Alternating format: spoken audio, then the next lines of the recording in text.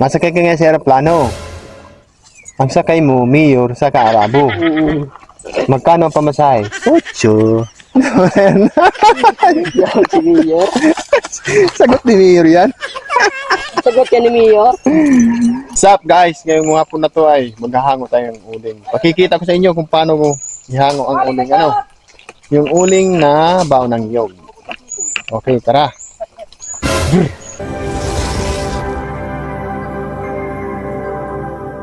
Guys, diyan nila inuling sa hukay. Yan lawak ng hukay, parang kuprahan. Uling na itim, wala naman uling na puti Aboy yun, puti. Tama mo na yung lupa. Itimbang din yan. Kasama yan dyan, sa lupa inuling Ayan ba, binabayo parang kupra yan Uling yan, hindi yan kupra. Para may timbang. Talagang matindi talagang Pilipino, Idudurog mo yan kaya. Tagigibula. Uy, wow! Tagalog! Dinudurog! Yan, Maidwin, sipag Maidwin. Sige na, sama mo yung lupa, Maidwin. Sama na yan sa pagyaman. Siyempre, si Tibos. Ayan, si Tibos. Wow! Kita mo yan, nakapurma, parang bus na bus. Boss, anong balita? Wow, yung bungak tingin na ni Bilay.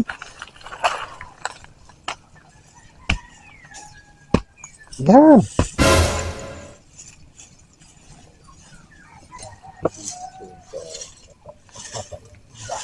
Yan, piliin mo lang yung lupa.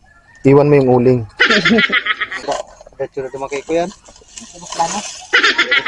Plano. Ikabit mo na ito. Ilada na ba? Naglanding si aeroplano. Mura nang yan pamasahe. 8. Di ba nga? Kompleto baga.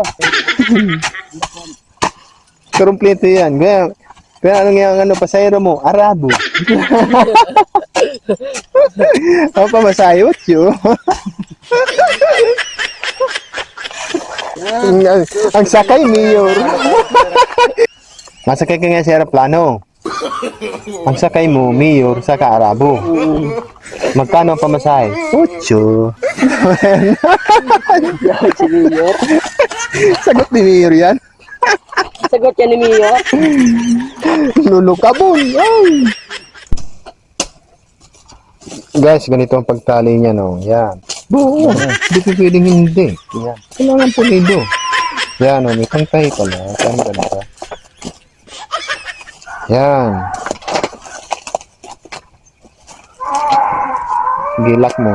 Para may matutunan yung nanonood. Hindi pwedeng hindi. Saan ang lak yan? Parang ang dami yan.